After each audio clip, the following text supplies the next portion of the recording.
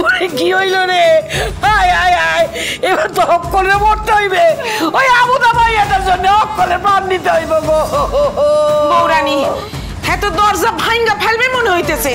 যদি সত্যই দরজা ভাঙ্গা ফেলে কি হইব?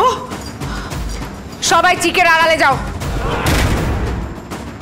সব চিক ফেলে দাও। দিদি, পিসিমা, সকলকে নিয়ে চিকের আড়ালে যান এক্ষুনি। মাথা কান কি পুরাই গেছে? কি কইতাছস? দিদি, আমার কথা শোনো।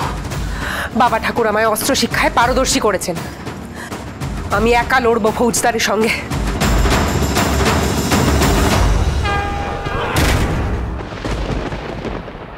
না বৌরানী, ধরে একা এখানে থইয়া আমরা কেউ নড়ুম না। পরাণ যায় যাক, আমিও নাটোরের রাজকুমারী, আর শেষ দেখা তবে সারুন। পিসিমা, আমার কথা শুনুন। আমার যদি ফৌজদারের সঙ্গে যুদ্ধ করতে গিয়ে কিছু হয়ে যায়, তখন আমরা আমাদের মারণাস্ত্রের প্রয়োগ করব, আমাদের শেষ অস্ত্র। সবাই এক্ষুনি চিকের আড়ালে যাও, এ নাটোরের রাজধানীর আদেশ। আদেশ দিছে, যাবো না তো কি? এখানে খাড়াই খাড়াই মরবো নাকি? হাই হাই হাই তো সকলে, হাই তো হাই সকলে, যাও চিকের আড়ালে যাও।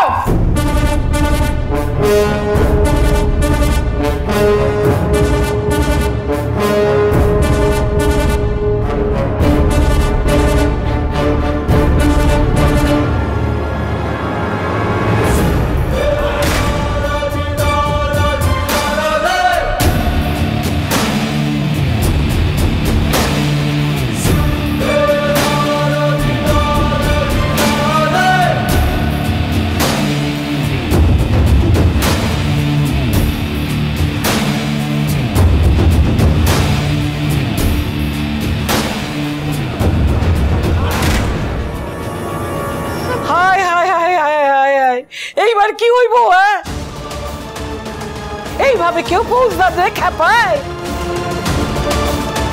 আমি আগেই বলেছিলুম। বাবারে বাবা, এবার কি হবে?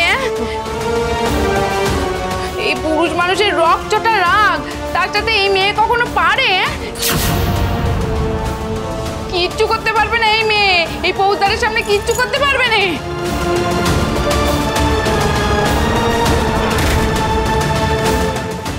এবার তো মনে হচ্ছে রাজবাড়ির অন্দরে ঢুকে এক এক করে সববার গলা কাটবে।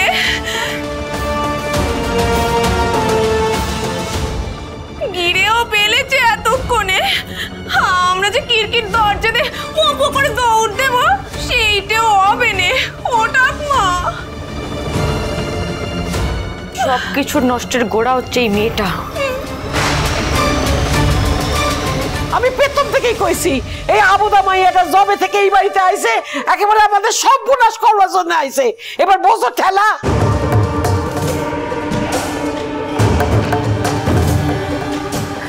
সিংহদুয়ার এক্ষুনি ভেঙে পড়বে।